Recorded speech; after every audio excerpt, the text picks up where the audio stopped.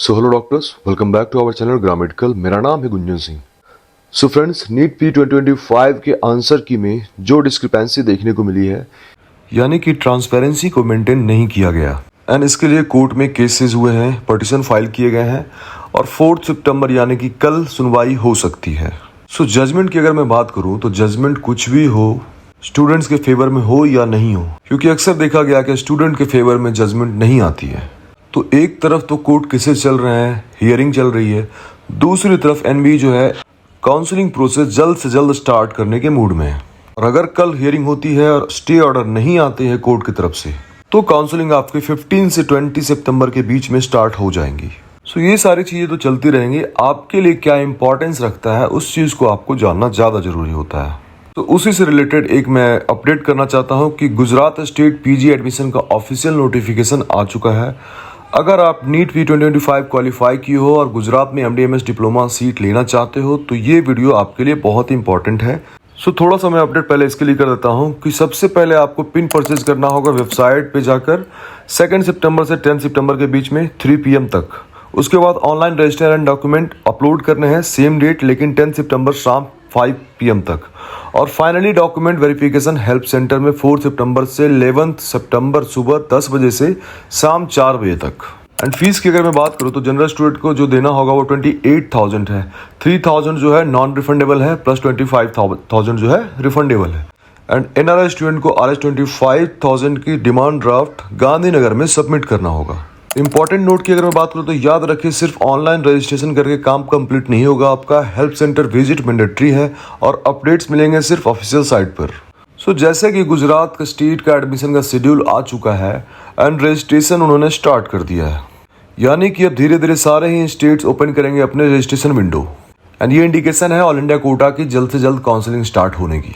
बहुत सारे स्टूडेंट को ये भी कंफ्यूजन होता है कि ऑल इंडिया कोटा से पहले कोई स्टेट रजिस्ट्रेशन ओपन कैसे करवा सकता है। तो यहाँ ये समझने वाली बात है कि रजिस्ट्रेशन विंडो ओपन किया गया है।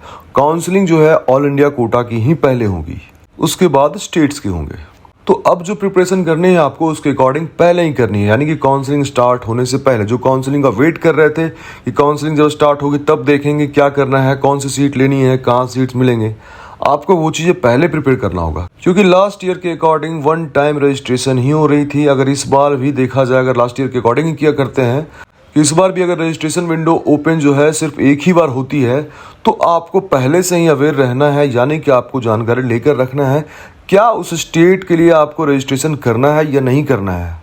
जिनकी रैंक गवर्नमेंट के लिए रीचेबल है उनको टेंशन लेने की जरूरत नहीं है, बट जिनकी रैंक पीछे है तो आपको ये सोचना होगा और पहले से ही टारगेट तय करना होगा कि कौन कौन से स्टेट में आपके बजट के अकॉर्डिंग आपको बेस्ट कॉलेज मिल सकती है, या फिर कौन सी ब्रांच आप लोगे, कौन से कॉलेज अच्छे होंगे उस ब्रांच के लिए, ये भी देखना आपको बहुत ही जरूरी हो जाता है। सो आपको कितने स्टेट्स में रजिस्ट्रेशन करने हैं ये भी आपको देखना है, क्योंकि बैकअप प्लान लेकर चलना स्मार्ट मूव है। और अगर काउंसलिंग पैरेलली आप 2 स्टेट की कर रहे हो तो काउंसलिंग के रूल्स एंड रेगुलेशन को फॉलो करते हुए आपको सीट कहाँ अच्छी मिल सकती है एंड किस राउंड तक आप जा सकते हो सेफली। सो इन सारे चीजों को आपको अभी से ही टारगेट करना होगा, अभी से समझना होगा।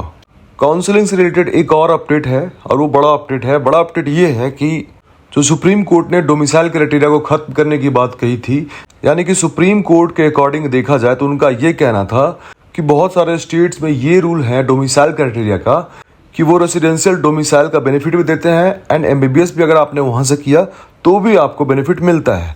तो सुप्रीम कोर्ट का कहना था कि सिर्फ एमबीबीएस जहां से आपने किया वहीं का डोमिसाइल आपके लिए एप्लीकेबल होगा, रेसिडेंशियल डोमिसाइल का बेनिफिट नहीं मिलेगा। लेकिन इस चीज को इस साल से शायद इम्प्लीमेंट नहीं किया गया है। एंड इसका सबसे बड़ा प्रूफ जो है गुजरात स्टेट के एडमिशन रजिस्ट्रेशन विंडो जो स्टार्ट हुई है उसी में देखने को मिल गई है। तो आप 7 पॉइंट देख सकते हो कि if candidate passed MBBS outside Gujarat state then birth certificate domicile certificate issued by Gujarat government if birth is outside Gujarat. So इस पॉइंट को मेंशन करने का मतलब यही है कि अगर वहां से एमबीबीएस नहीं भी हुआ है, रेसिडेंशियल गुजरात का है, तो रेसिडेंशियल पे भी उनको डोमिसाइल बेनिफिट दिया जाएगा। तो एटलीस्ट 2025 में ये चीज एप्लीकेबल नहीं हो रही है, ये तो कंफर्म है। सो अब उसके अकॉर्डिंग ही आपको प्लानिंग करनी है आगे। सो फ्रेंड्स, एडमिशन सिर्फ फॉर्म भरने का प्रोसेस नहीं है, रियल चैलेंज है सीट सिलेक्शन। कट ऑफ समझना और राइट चॉइस फील करना।